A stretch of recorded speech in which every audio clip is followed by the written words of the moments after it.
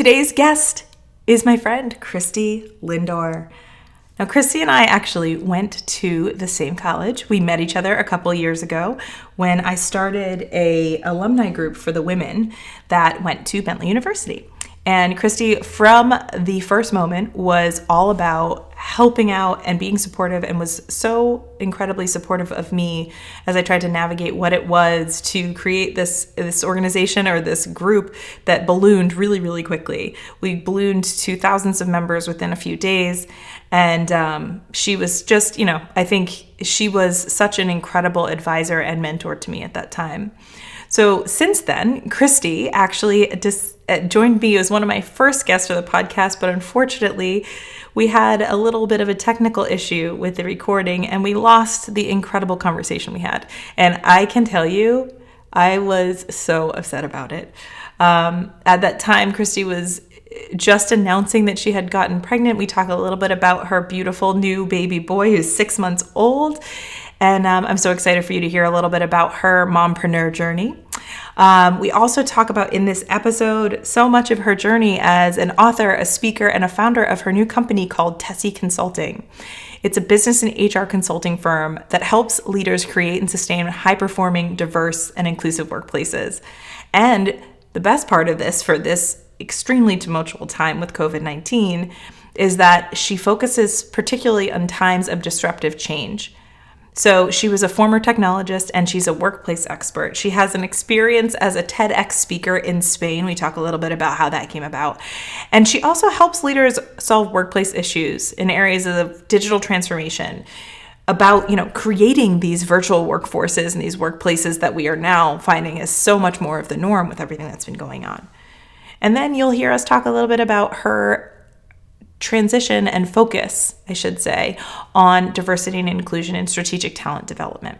So Christie and I, in this episode, we talk about so many different things. Christie talks about being the first of everything when she talks about her journey. She also talks about what it was like to have a viral blog. So a blog post that she was writing just for herself to express stuff out loud go viral unexpectedly, and being something that isn't just a viral sensation when it first came out, but each and every quarter she mentions it comes back to popularity. So I definitely encourage you to have a listen to that particular part of this. We talk about her political career, an unexpected political career that she's had in the past couple of years.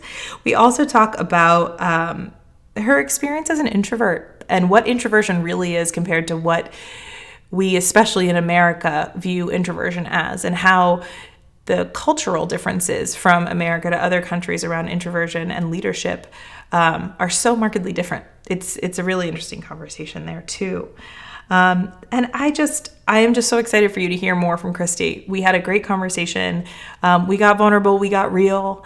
We talked a lot about the reality of putting yourself out there, of becoming an entrepreneur, and of being other and finding that other as a superpower, though it doesn't happen right away, and embracing it can be a really difficult thing to do.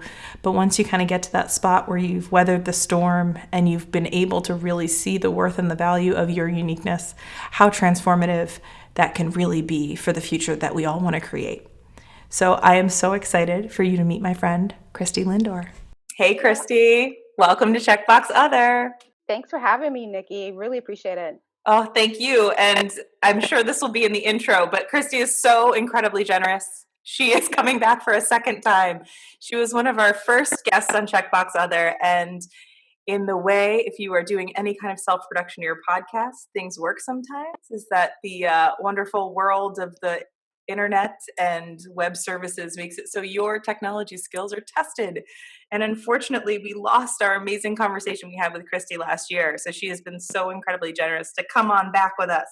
And so I am so excited for you to hear all about Christie. So thank you double time, Christie, for being here. Oh, you got it. So the first thing I want to ask, I start this with everybody, is I'd love a Cliff Notes version of your journey to where you are today. Twists, turns, pivots, aha moments. And I am so excited, especially since between last year and right now, there have been some more really, really, really great and exciting changes that have happened in your world. So I will give you the floor. Tell us all about the amazing Christie. Yeah, thank you. And thank you, listeners, for tuning into this episode and learning a little bit more about me.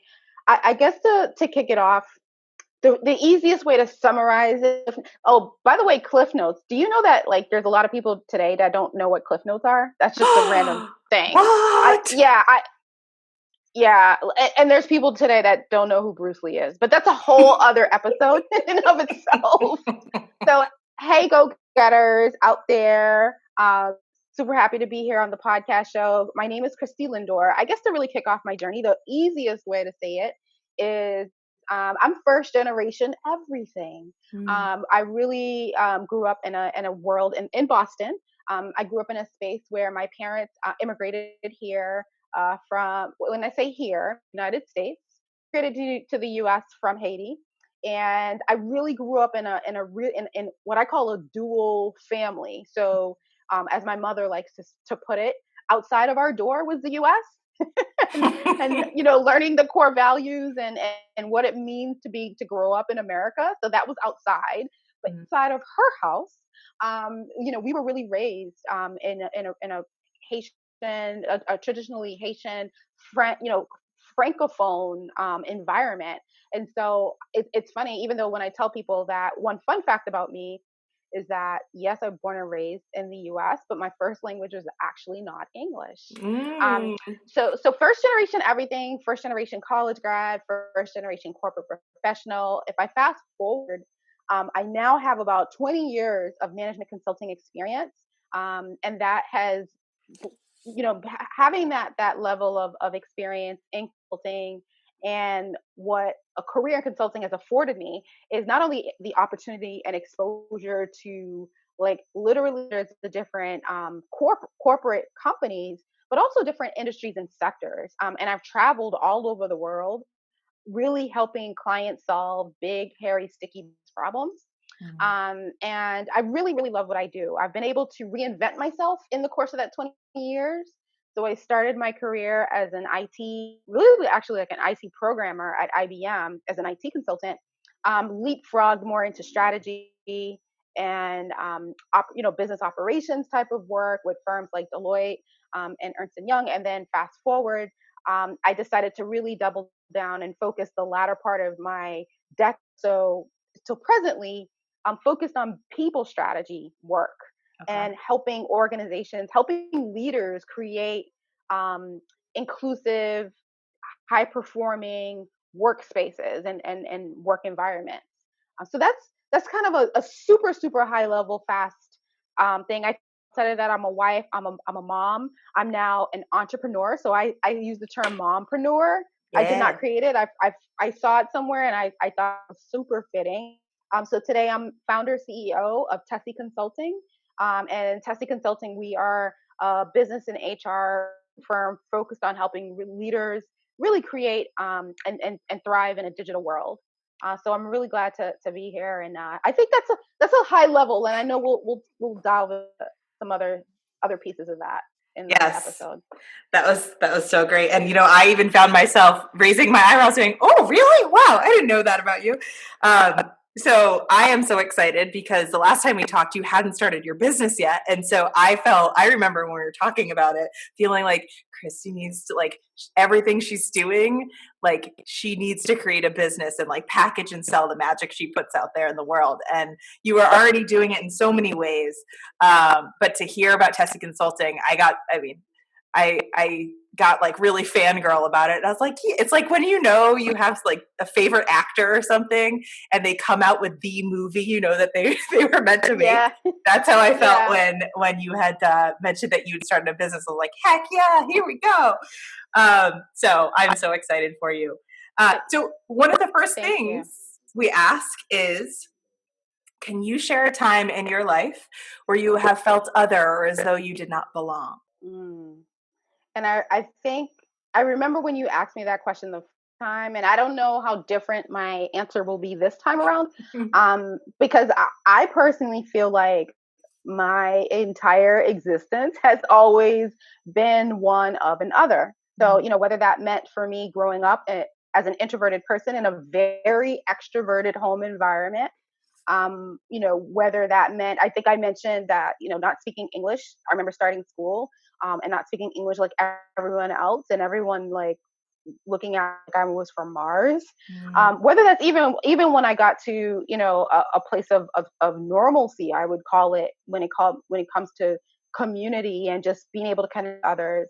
I remember even then, really being amongst my peers and just having really vastly different interests than they did.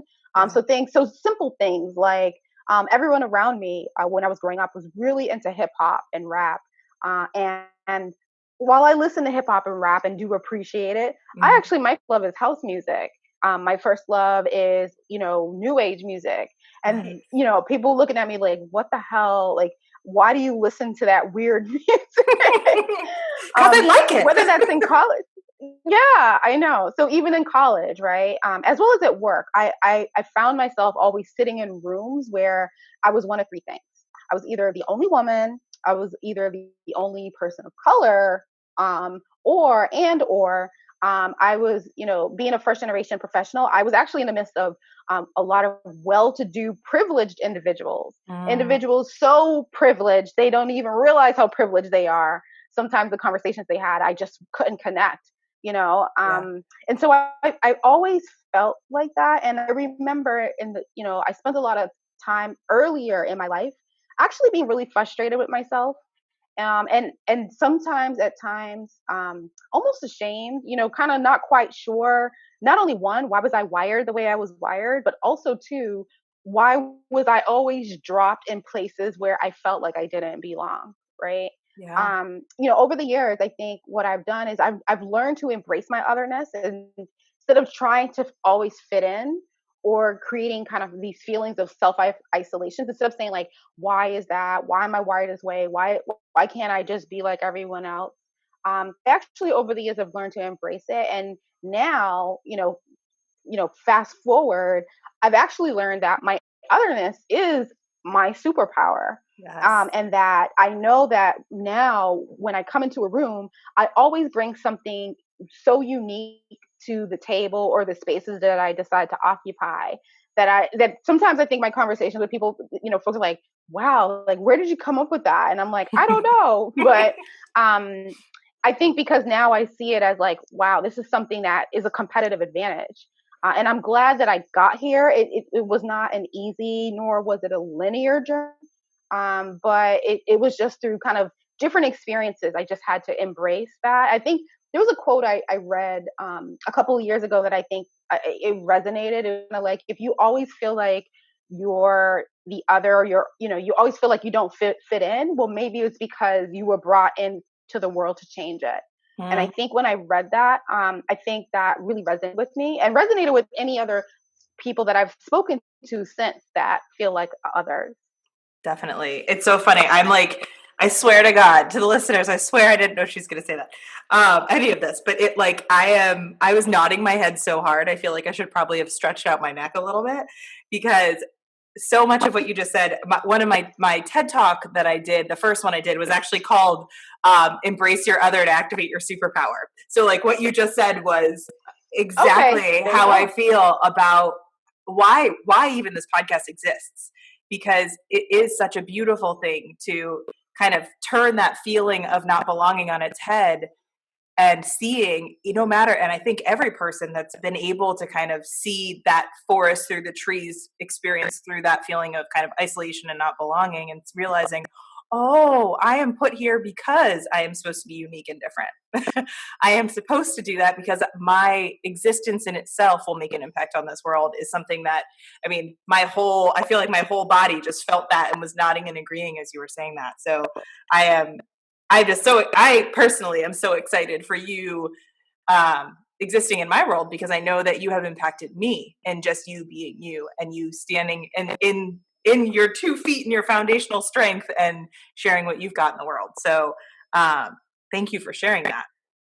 I would love to hear, because Yeah. one of the big pieces that I feel like has been really impactful for me to witness, as I've gotten to know you over the past few years, has been just to kind of watch how, you had mentioned people saying, how did you think that way? Where did, how did you come up with that solution? I didn't see 1 + 1 equaling that version of two.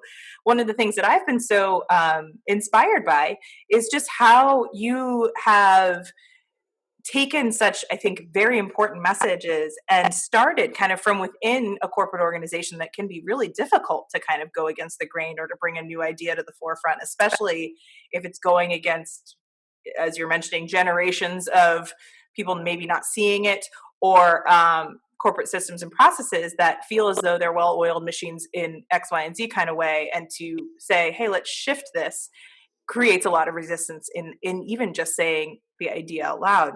So can you talk a little bit about how you've brought kind of the Christie Lindor magic into corporate, and how that kind of spun off into kind of your side hustle journey? I'd love to hear a little bit and share a little bit with the audience about your viral blog posts and kind of how that evolved. Because obviously I've had the benefit of being able to watch a lot of this stuff in the last couple of years, real time. And I know it's been more than the last couple of years. So I'd love to hear a little bit about how that experience has gone. What a lot of people don't realize about, the journey that I've been on, and this rise that people kind of saw. Um, it was really a decision that I made one day. Um, I just woke up one day, and I think I've shared this with you before. I just decided one day I wanted to start living out loud a lot of the dreams that I've had in notebooks. So one thing I do, I'm a writer. Whether it's typing or I usually have notebooks around me and I'm constantly writing. I've had notebooks upon notebooks of the same dream that I continued to sketch over and over and over again. And one day I just got tired of just waiting. I don't know what I was waiting for. Mm. It was almost like I was waiting for permission from someone, but I don't know who that person was. And maybe I was waiting for permission for myself. But Yeah. I think one day I just decided to stop the madness, right? And just start living and stop. I felt like I was scared almost, and it's really hard to explain. Yeah. But I don't know. I just felt like there was something holding me back. But like I said, it was really me holding me back. So I read this book. It's called The Year of Yes by Shonda Rhimes. Mm-hmm. And that was really what was the catalyst to beginning all of these things. So keep in mind, when you see like the blog posts or the articles or anything that I've done over the last like two or so years, none of this was new. Mm-hmm. These are ideas and thoughts that I've had, let's say, for over a decade or so, that I've been telling myself, or I have in some notebook of mine, but I just never articulated it or shared it publicly. And all I decided to do was say, you know what? Instead of just having all these like inward thoughts and opinions and big, huge, globally changing ideas, let me start sharing them piece by piece and let me see what people say. That was kind of like my first thing, was like, you know what? I'm just going to put it out there. If it works, it works. If it lands flat, it lands flat, but I'm just going to keep trying. After reading that book. And the person that gave me that book was actually one of the best bosses I ever had. Shout out to Amy. She gave me that book and really helped empower my thinking. It almost liberated my thinking, which was really interesting. That's amazing. So that started out with, yeah. So I started out small. I didn't start out like doing all these things. I started out small and just said, you know what? I'm going to start writing blog posts. So I literally like a post website. Literally, it was like christielindor.blogpost.com. It was a free website, and I started just posting different things. And then I was like, oh well, let me post whatever I write. Let me post it on LinkedIn. And I just got better at doing that and got better and better. And then, at first beginning, no one cared, right? No one liked my posts. They barely read them. I would check like my stats. No one was visiting my website. But I just kept putting stuff out there. Sometimes, I put a lot, sometimes I put a little, but I just was the key theme was I was consistent. And then I remember I had a conversation, something happened at work. I had a conversation and I got so pissed off at a situation at my job. My way of blowing off steam was to write an article. Nice. And this article was based on a theory I've had for years, just from my experience as a consultant. And I said, you know what? People always talk about the fact that, um, you know, people don't quit jobs, they quit bosses. That was always the theory. And I was in an environment at that time where it was so bureaucratic. I had an amazing, but it was such a bureaucratic system. There was Mm. so much like stagnation, just so much like risk aversion processes and systems up. You couldn't get any shit done because Yep. of that, and that just frustrated me to no end. And I said, I'm like, look at this. I have a really super awesome, amazing boss, and I still can't stand the fact that I can't get stuff done. And this is enough to drive me crazy. I Right. remember saying that in my mind. And in that moment, I always knew that people leave jobs for more than just the boss. Yes, the boss can be the catalyst, but it's more than that. So I penned an article, and with all my anger, I penned an article, and with kind of laying out, here's what I believe it is. It's because of culture. It's because it's the environment. It's the whole ecosystem. The boss is part of that ecosystem. And here's what all the different pieces are, and this is what culture means. And I put this article out, and I went about my day. I did that on a Saturday in October. I think it was in 2017, 2018-ish. I can't Hmm. remember. um, Fast forward, I remember that was the first article that I ever wrote that like took off the way it did. And I never I remember because I wrote the article, and then before I post this is what happened. Before I posted it, I sent a note to my network, and I said, hey, I'm writing this article about culture. What do you think are make up bad cultures? And then people sent me like, I think this, I think like 40 people responded. So I was like, okay. Mm. So kind of summarize what I put it in the article, and I like went about my day. The next day, like I remember the next morning, that was a Saturday morning. So then the next day, I didn't go online for the rest of the day. So the next Sunday morning, I wake up, and I have like at least 10 mails, and I'm looking at my post, and I'm like, holy crap, I've got like 5,000 hits on this article. And because I linked it back to my original blog, so I looked at my blog, and that one had like 3,000 views. And for me, like, okay, That was imagine I huge. was getting like maybe 10 likes, Right. 10 views. I was like, holy crap, what just happened? And I don't know what happened, Nikki. Like literally, that was like one day. And then I think by like the next week or so, it had like somehow it had went viral. It was like all over. It was like in all these other countries. And then I was getting emails, and I was getting like LinkedIn messages, and people saying, yes, I so agree with your article. And then another thing, and then they ranting to me about like their problems and their frustrations at their job. um that was a pretty magical experience. I mean, to me, that's like lightning striking, right? Yes. um Fast forward 4 or 5 months later, the article continued to go viral. It actually goes viral to this day. Wow. It'll continue to go viral like every quarter or so. I guess someone will get pissed off and send it off, and then like people will keep sharing it, which is so funny. But yeah, 4 or 5 months later, I get an invitation if for a TED talk in Spain. And Nice. people apparently they have a lot of organizations where they feel like there's a lot of mistreatment of employees, Yeah. and they felt like they wanted a talk from someone who's a workplace expert to really bring a message to the Spanish companies. And I guess and then somehow my article landed in the right hands, and boom, I found myself in, fast forward, I wrote that article, like I said, in October. The following like March, April, I was going to Spain to do a talk on that. That's amazing. Um, so yeah, that was really the beginning. I mean, I already been doing a lot of different things, and like I mentioned, none of the ideas I was sharing were new to me. They were just new to everyone who was learning about me at that time. Right. But this is just a accumulation of just my knowledge, experience. I think it was just an accumulation of all the work I had put in prior to that kind of led to that moment taking off the way it did. I look at that. I'm hopeful that I'll have other kind of big moments like that in my career. But I look Mhm. at that, and I look at, for example, D Nice, DJ Yes. D Oh, yeah. Nice. and how he just threw the biggest global DJ party in the world with So like much fun. hundreds of thousands. That was amazing, right? Mm-hmm. But it's like that when you peel back the layers, that was 20 plus years of him DJing, Right. and connections and all the work he put into his career that led to that lightning strike. Um, so I think that's yeah. So that's kind of the story of how it all began. But it was a lot of things happening at the same time that just all kind of came together.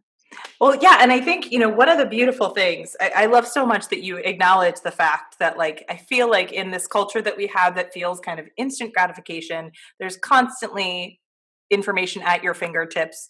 You can order, aside from COVID-19 timing, you can order something from Amazon, get it next day. Like, everything is so immediate. And there is this assumption that you're going to strike gold with an idea and the next day it's going to take off. Like, even just the idea, something like, I feel like Facebook is the thing we use from an entrepreneurial perspective, that like your next idea will be Facebook and it'll just blow up tomorrow. And this idea that as creators, I won't even say entrepreneurs, because there's so many people that don't classify themselves as entrepreneurs, but are creating such beautiful, unique content that has so many years and so many, ups and downs and rights and lefts that have happened before you ever saw who they were. But it might seem like they were an overnight success because of the fact that, again, as you mentioned, they came into your consciousness what seemingly overnight, and they are so great at what they do that you didn't actually see the journey from, what, either from the beginning or even from, 3 months before they hit the kind of larger masses of however their content or their ideas or their wonderful, amazing DJ skills bring themselves to the world. Yeah, exactly. And like I said, I feel like that was a stepping stone for me. I know I've got a lot more moments coming as I continue to reinvent myself. And at the time I was an employee, and now I'm an entrepreneur. So, Yes. it'll be interesting to see how this journey continues. I mean, the thing I always say at this point now, because I will say, even in my last year, so I started the podcast a year ago, a little over a year ago, and the person that I was, and it took so much. I hear you in the moments of living out loud and that frustration beforehand, or that kind of silencing, the self-silencing of it, of just being like, you know what, I'm going to write it in my notebooks, because if you came to my place, I have notebooks all over the place. I've got things written in all the places, whether they're in the middle of the night at 3 a.m. writing them down. And there is this process, again, that isn't not necessarily equating exactly to the overnight success, but there is this kind of rumination and processing period that so many of us have, and the ability to allow ourselves the permission to live out loud and to express ourselves. And especially, I think one of the big things that struck me, as you mentioned, the kind of quarterly virality of your blog post, is that you were willing to express an emotion, and you were willing to kind of put yourself out there in a way that isn't necessarily always how we send emails in corporate. Like, we don't necessarily express our emotions and our vulnerability or things that we're not super happy about. There is this polish and professionalism that you're supposed to kind of coat everything with before you share content. Where in this blog, it was, I'm still going to be all those things. I'm still going to be the person that I am, and I'm going to come with all the knowledge and the expertise I have, but I'm going to express this with the fact that, like, this is a real lived human experience, and it's a testament to expressing yourself that way, that it continues to showcase itself as extremely like apropos. It hits people where they're feeling like, oh my God, yes, and let me share with you my personal experience. I think that that's such a beautifully magical part of it too, that the willingness to bring the emotion to the forefront and use that to make your point strong is something that I think a lot of people have a really hard time feeling like, is it okay for me to express how I feel about something? Yeah. I definitely agree with that. It's funny that for me, and maybe it's just my personality, it takes in like strong emotion to bring out that love authenticity. Mm-hmm. One thing that I'm still working on is being able to show up with that level of authenticity all the time. Yeah. 'Cause I feel like sometimes I still in my head to this day and say, well, I don't know, let me kind of taper it down. And I need to kind of really, really be okay not dimming my light all, just for the sake of being too out there, right? Because I feel like I do that sometimes. So for me, it's still a journey. I look at like that was a great opportunity in a moment. And I was able to harness it. So for example, I look at the blog. I've looked at the blog since. I think I have about maybe 1.7 million views on that Wow. post today. And the article that's still circulating around on LinkedIn, I think it has over 100,000 likes Wow. on it. So and then my talk doesn't have I don't have millions of views. I think I have maybe a little under 200K views. Okay. So again, it's not like millions and millions of views. But for me, being I was kind of like an unknown talent, right? Yeah. It really helped create a level of awareness. So yeah, so I know I've got some work to do in terms of me just being okay with always shining and not dimming my light, for the sake of making others around me feel comfortable.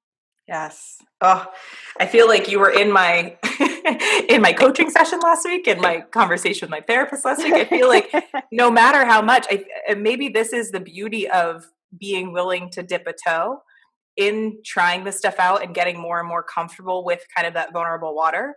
Because I do think, at least personally for me, this has been a journey as well, and um, it is difficult. I think it's kind of like how people think of stage fright. I'm that like Hmm. there can be this feeling, especially if you've never been on stage in front of people before, and you are someone with stage fright. I've always been a bit of a ham of a child.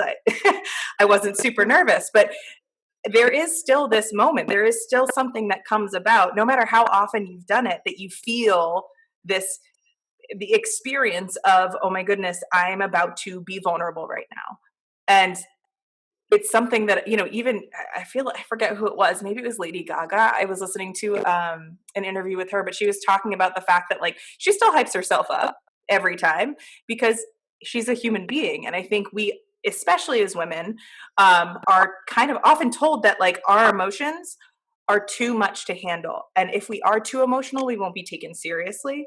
And so, as much as we can do our own individual work, which I think is important, and I feel like I do every single day and don't really plan to stop doing until the last breath I've got. But it is, I think, a part of this process to acknowledge that it's going to be a cyclical journey, and you get better at it and you learn tips and tricks and skills and all different ways to make it a little bit easier. It's kind of like building a muscle. Your muscle gets stronger, but still it is, you still have to lift that weight one way or another. And so yeah, I think just acknowledging the fact that, and I think again this goes back to this whole overnight success entrepreneurship as some like Facebook experience all the time. It's big and flashy and sexy, but to humanize the experience and then say that there are a lot of difficulties with it, and we are always learning. Even when you are a quote unquote expert, or even when you have 1.7 million views on a post that you have out there, and you feel really strong in what you're bringing to the table, there's still this experience of being a human and how you share it and where you share it. And I can only imagine. I mean, you mentioned being an introvert. Can you talk a little bit about how that's kind of played itself in here, especially being an introvert growing up in an extroverted family? I'd love to hear a little bit about how that's played in. Yeah, I think the introversion is definitely part of the complexity. I won't call it a challenge. I don't think being an introvert is a challenge, but I definitely think it's an element that people don't realize, especially when maybe they've read something I've written or they've seen me speak. People seem to be very surprised that I'm an introvert, but I'm like, you will know I am. I mean, you just spend a day with me and you'll probably realize that pretty quickly because I tend to be more on the quiet side. If I'm not speaking about something or talking through a particular thing, I tend to be more quiet and more introspective, and I think that comes as somewhat of a surprise when people get to know me. It's just something that is just inherently part of me. I think one thing that I continue to tell people is I feel like I'm constantly educating people on what it actually means to be introverted. Yes. I think there's a misnomer that if you're introverted, that means that you're antisocial, or it just has at least in the US, and I Yeah. won't say that in other countries, because in the US it's considered more of a deficiency Hmm. than an actual strength. And you look at other countries like Mexico, for example, or even and some of the Asian countries where people who are introverted, they're actually seen as more dominant because Yeah. they're seen as individuals of discipline or individuals that are thoughtful. You know, they don't just kind of speak just to be rambling. They speak with intent and with purpose, or they speak from a place of, they speak from a strength of leadership.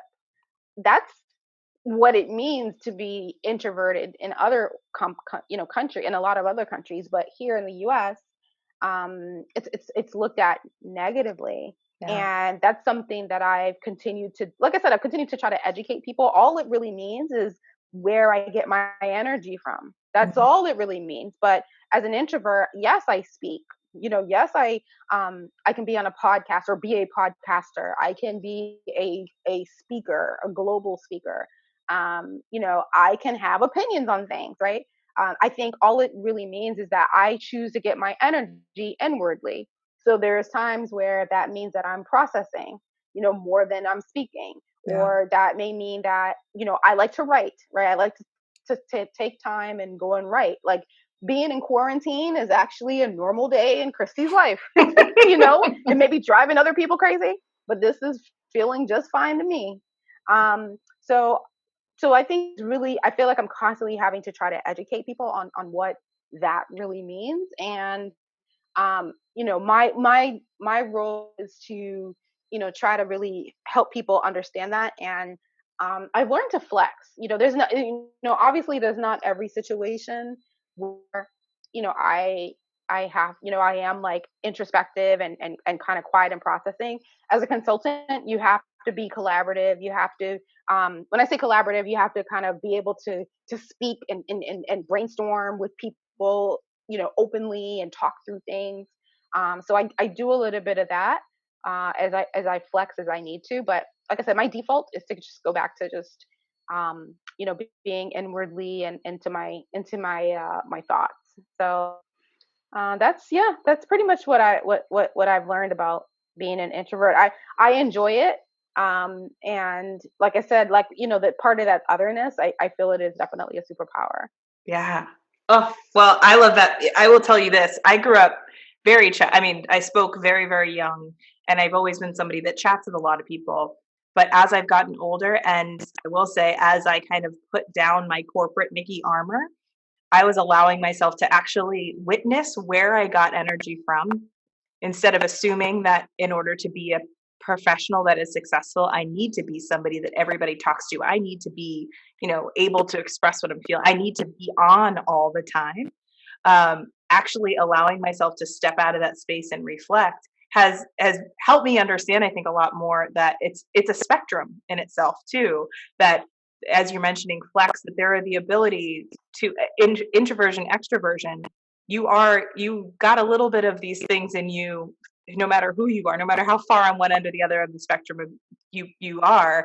There are different ways and different ways you can learn about yourself and allow for that understanding to be okay without the judgment that I think, as you were mentioning, that here, especially in America, there is this kind of this negativity. I don't even know negativity. I think deficiency, you mentioned. I think that's a good word for it, around the fact that you aren't just kind of, sucking all the air out of a room, or you're not taking the microphone the whole time.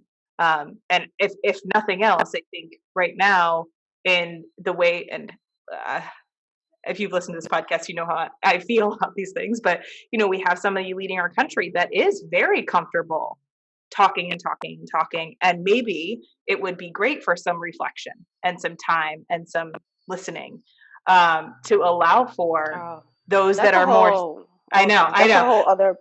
But to allow for those that are able to kind of steadfastly lead and not need to have the microphone to be helpful in guiding us forward. That it doesn't need to be this big flashy leader to end up being what leadership looks like, because as we're witnessing, a lot of times that's not what's happening. So Right, we've right. talked I heard this COVID-19. great Oh, this go. great quote. Yeah, go ahead. Oh, I was gonna share a quote that I read recently that I think for me resonated. Um, I read that if a leader is not really making the best of their people and not in the business of helping their people shine, they're just merely overhead. And I think that is so Oh, true. I think it's so true. that's amazing. I love that. I feel like I need to write this quote Yeah. down. I So when you remember hear, this from last time, but there were so yeah, many so quotes I I was was gonna scribbling say, down. like, if you, so now you know when you hear a leader that's rambling on about them or whatever, they're not really orchestrating for other people to kind of shine. Be like, yep, you're just overhead. Yes. Oh, you're like, can we get that time back? No, we can't. Okay. So, we're talking obviously leadership in a time of uncertainty and upheaval. I mean, you're working and have worked for years with various companies and various industries and starting your business. I'm sure you're in these conversations with people that are looking for consulting and support and help. How have you kind of seen COVID-19's impact play out? And what opportunities do you see coming out of this? I feel like that is a podcast episode I all know. in and of itself. Really small question. There, I just feel like there's just so much that's going to change, and we're living in the change right now. We're starting to see it. Whether that means that there's going to be different expectations of what it means to be like to work remote, right? Or I think people being more what's the word? More flexible, when people have certain like home situations. So for example, I was on a call with a client, and normally this client, she's very kind of buttoned up and very super uber professional, and I've always admired kind of her professionalism and that sort of thing. And I watched her like have a meltdown. Mm, I watched her have a meltdown with she has two small children under the age of 5, and we're on a Zoom call, and I watched how the kids being kids, yeah. and she like lost it with the kids, and she's like, I'm sorry, I'm gonna have to do this, everyone's about to see this. And like it was me and some other people on the call, and we all laughed because it was like, wow, I never saw that side of her. And I'm sure, Right. I'm a consultant, but I'm sure her staff has never seen that side of her either. Right. And just the fact that we're able to kind of like break these barriers down, where we can kind of be a little bit more like be more human at work. Yeah. Just because now we're inviting people into our homes, literally, Mhm. through Zoom and through Skype and other technologies, and being able to work that way for those that do that type of work. Um, so I feel like that's gonna change the landscape of a lot of things. And I think overdue kudos is being given to the medical community, Yes. and the fact like scientists, and you have to respect expertise. I feel like it's going to be nice to see, hopefully, we get to a place back where expertise is respected. I Yeah. think because of the ease and use of technology, where people are just able to find answers. People now, but they Google things and they think they're a doctor, right? Or they think they're WebMD. whatever. Oh yeah.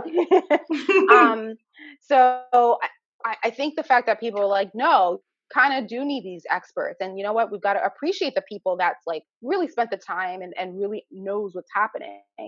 I read an article recently that talked about potentially one of the future things coming out of this is this new form of patriotism. So like when you think about now in the US, people salute the military, right? And tell them Mm, thank you for your service. Wouldn't it be cool if, in the future, people meet a doctor, they meet a nurse, they meet someone that's in the medical staff, even if it's people that's been on the front lines as like Uber drivers, and right. we say thank you for your service.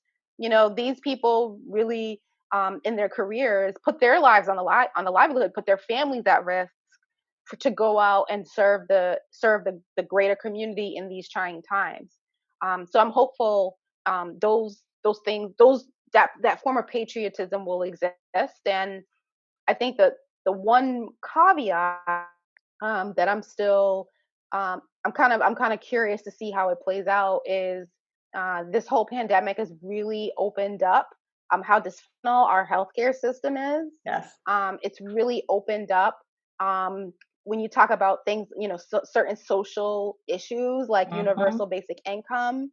or universal healthcare. Like, it's really opened up a lot of things that you know now we're not talking about, they're implementing it right on an Right. emergency level, but it's kind of like, it's kind of one of those things where you can't try to put the toothpaste back into the tube, Right. because now that if we're able to institute these things on an emergency level, that shows it can be done. For Right. many decades, the was, no, these things can't be done, they can never be done, and guess what, they all can be done, and look how fast things are being implemented when it needs to.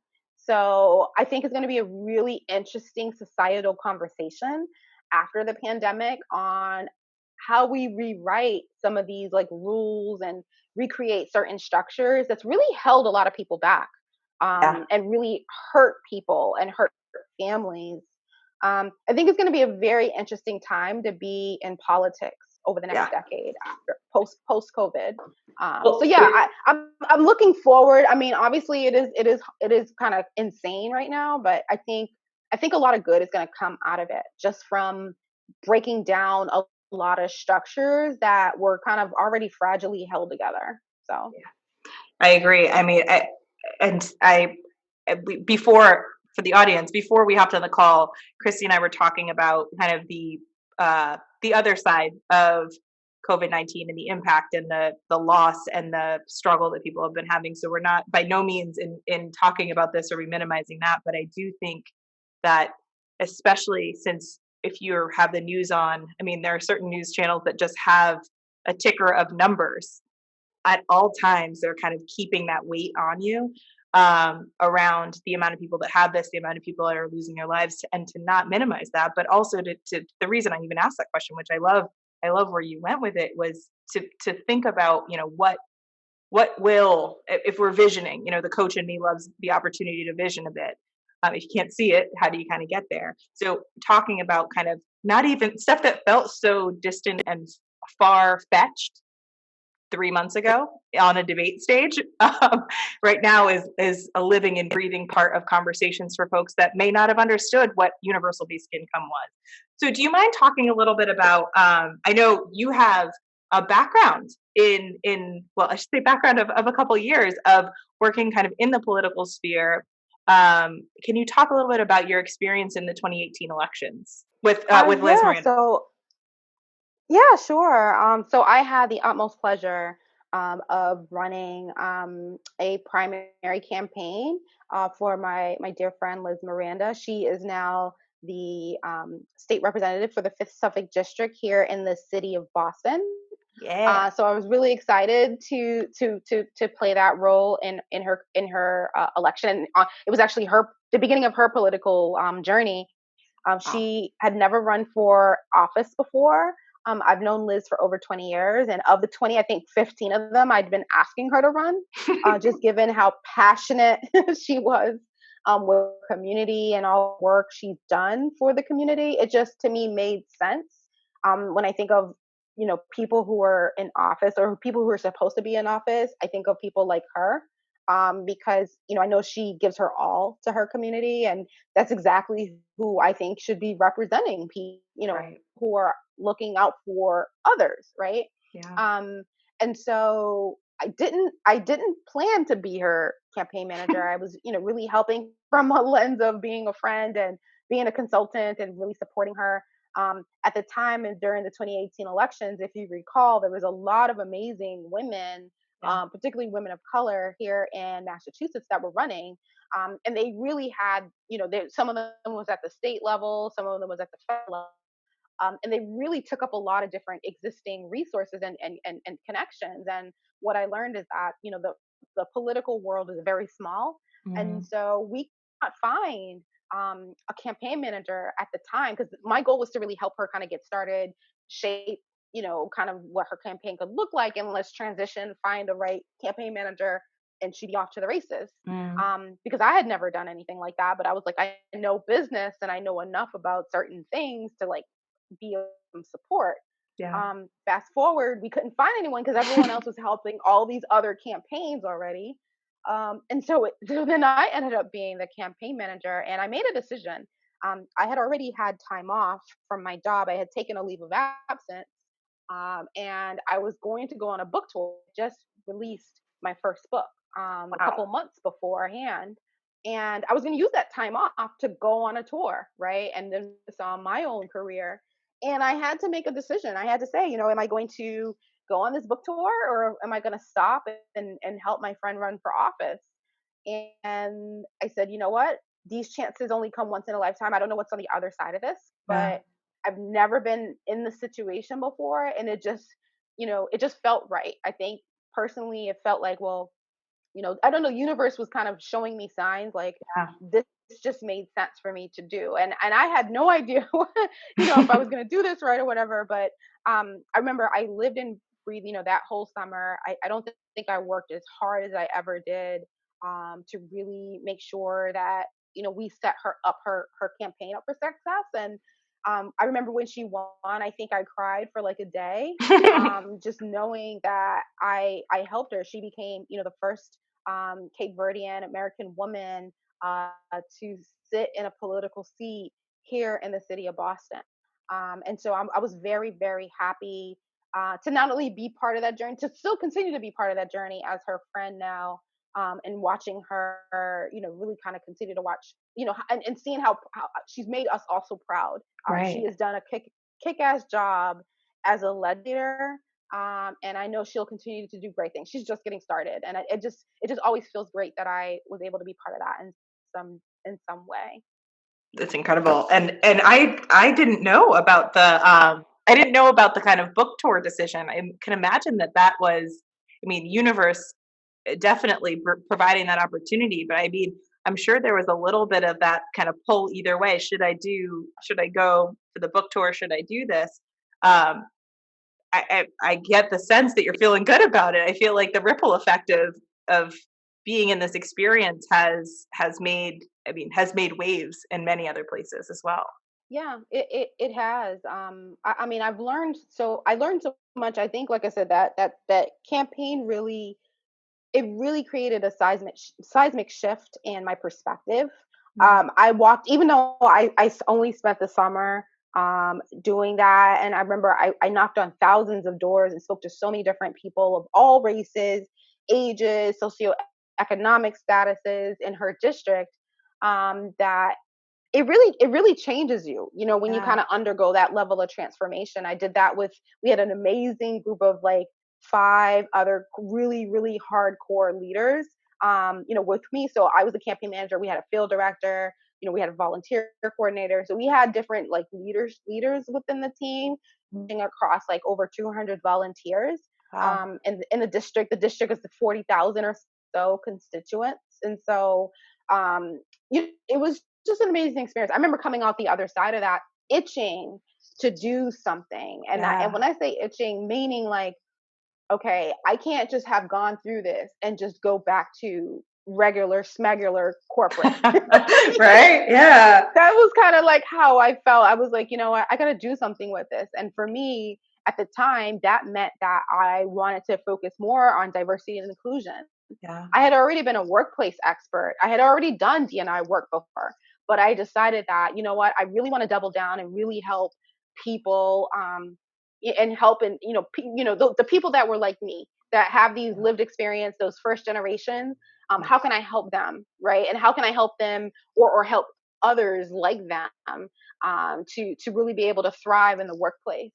And so for me, I started to really, really focus on, my DE and I work and DE projects, which Yeah. is actually kind of again what led me to really starting my own company. That was kind of part of the response to that. So it really changed my life, honestly. I Mm. didn't. It's funny. I was just doing it for a friend and not thinking it was going to change me as much as it did. Yeah. And there you go, the universe working itself. You thought you made the decision it meant to give you, and then at the end of it, you're like, "Oh, this was the point of it Yeah, all." yeah. Things are just beginning. Right? Yeah, I know. Oh, Because then later, I mean, it's crazy. I mean, there's so much has happened. I mean, now I have a 5 month old, a five, no, not even 6 month old child.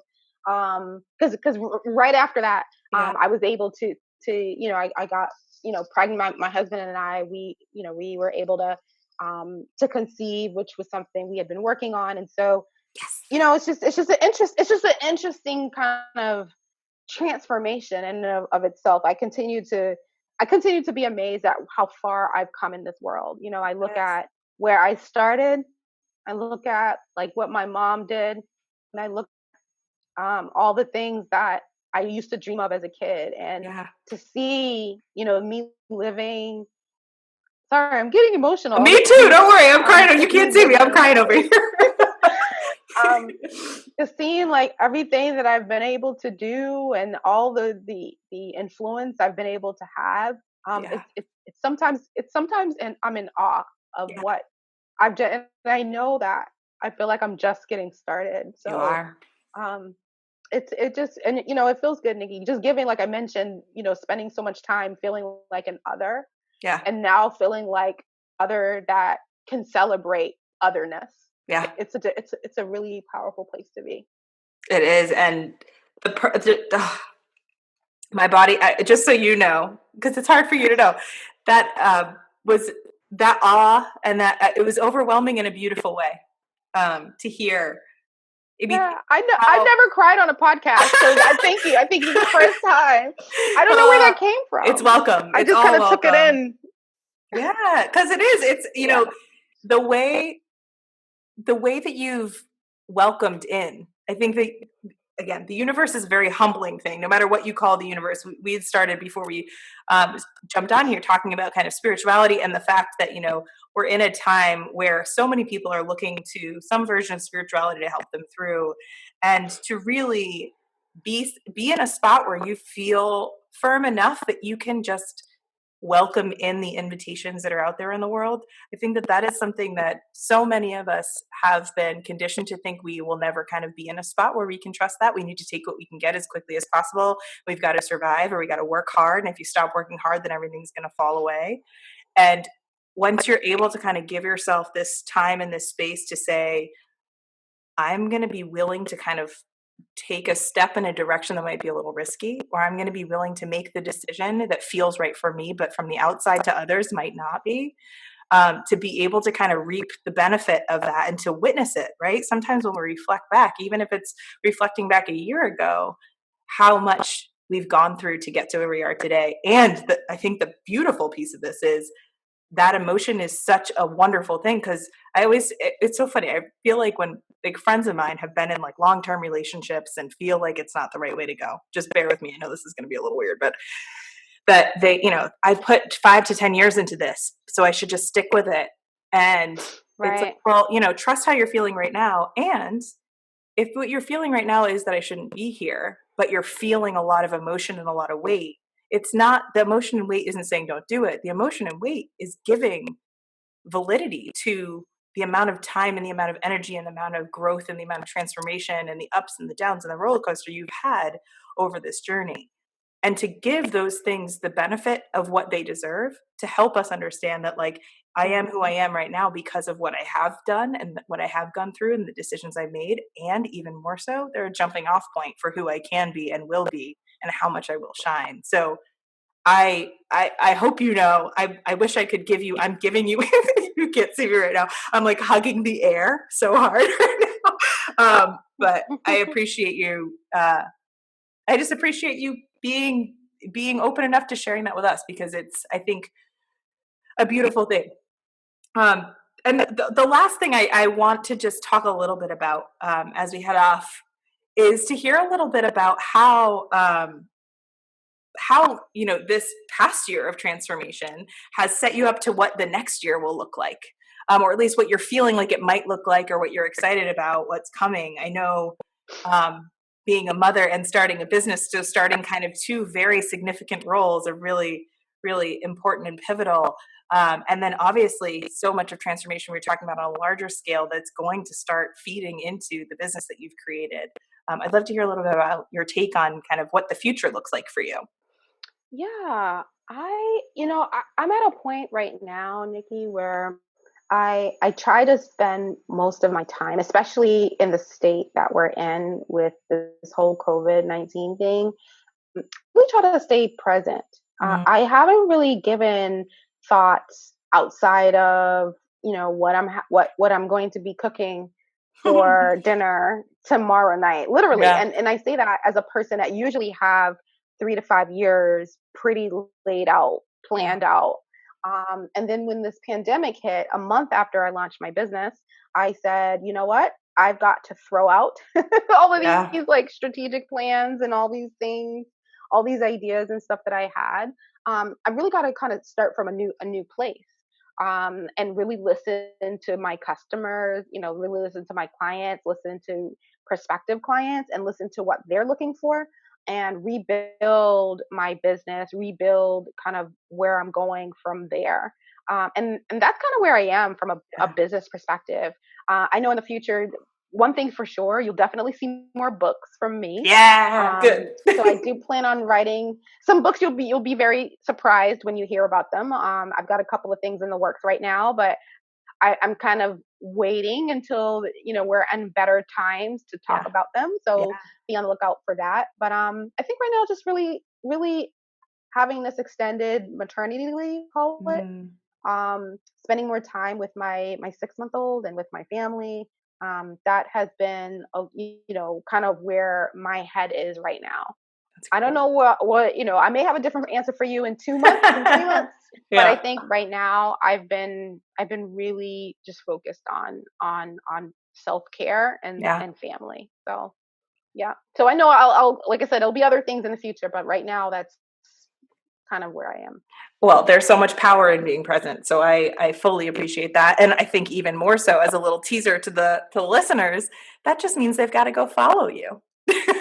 So how will people Yeah, be able yeah. to The follow journey you? continues. Yes. Yeah, well, thanks so much for having me, Nikki, on your show. I wish you nothing but complete and total success. I know Oh, you're also in the beginning of your journey, and I've seen you, kind of do amazing things in your talk and this podcast and all the stuff that you're doing. So continue to live your dream. thank I love it. Um, Thanks to listeners for listening to my story and listening to me shed a tear. Like I said, I've done a lot of podcasting and you. podcast shows, but I've never felt this sense of gratitude. So thank you, Nikki, for creating the space for me to be able to talk freely. Thank you. If people want to follow me, they can check me out. I say LinkedIn. I am on Facebook, Christie Lindor, or on IG at Misi Muse, but I think LinkedIn is probably the only platform that I really keep updated all the time. So just type in Christie Lindor. If you want to know more about my company, you can go to tessiconsulting.com. So that's TESSI consulting.com. Perfect. Well, and just listeners, as if you've listened to this podcast before, you'll know there's a show notes section that I will be pulling together all of the amazing links that Christy just mentioned of how you can get in touch with her and follow her, but also some of the amazing stuff that she mentioned throughout this episode. So the books, I'm hoping that I might be able to snag some of those quotes too, because I was trying to furiously write them down so I can put them all over the place on Post-it notes. But I just want to Yeah, say thank you, thank you so much for your time today. I know that we're in this space of trying to juggle so many things physically, emotionally, mentally. And so just for you to give your time today it means more than you know. So thank you so very much. thank you. Isn't Christy amazing? I think so. I'm so glad you made it to the end of the episode. If you did, I'm sure you have so many things that you want to go and have a listen to or read about or learn more about, either now or when you have some more time later. So I encourage you to go to the show notes page on our website. It's nikkyinnocent.com/podcast. And if you scroll down, you'll see Christy's face there. Click on her face, click on the little tile that we have for this episode, and you'll see the description, more information about Christy, ways for you to get in touch with her, all the TED Talks we talked about, the books we talked about, the articles we talked about, the interviews we talked about. There's just so many great things that can keep this conversation going if it is one that you enjoyed. And by the looks of it, if you've made it an hour into this conversation, I think you enjoyed it a little bit. So I encourage you to comment on our social media posts about this episode. Let us know what your favorite part was, or what rang true to you, or what you just wish we talked more about, or you had questions about. Christy and I are all about social media conversation and really bringing people into the community. So definitely head over there and join our conversation. If you prefer to do it in a more anonymous fashion, on nikkyinnocent.com/podcast, that page I just mentioned before, we have a link about halfway down the page that's green and it says join the conversation. You can drop in your information in there and as much information as you want to share, and let us know what you liked, what you didn't, if there are podcast guests you want to hear from, if there are topics you want us to cover. We really, really do value your opinion and your contribution as a member of this community, and in the generous gift that you brought of bringing your time, your energy, and your ears to the party. We want to make sure that we're just creating more content that you want to hear. So definitely head on over there. And in this time of COVID, I really hope that you know how much, I appreciate you taking your very, very valued time and spending it here with me on Checkbox Other. It means the world. And even though we are in this state of self-quarantine, social distancing, isolation, where there is this weird message that we have so much more time in the day, I know so many of us feel like we have a lot less, and we're trying to cram so much more into the time we already felt like we were hustling pretty hard within. So please know that you spending your time here with me does not go unnoticed, and I truly, truly appreciate you, your voice, and you are seen within this community. Stay safe and stay healthy, my friends, and I'll catch you on the next episode.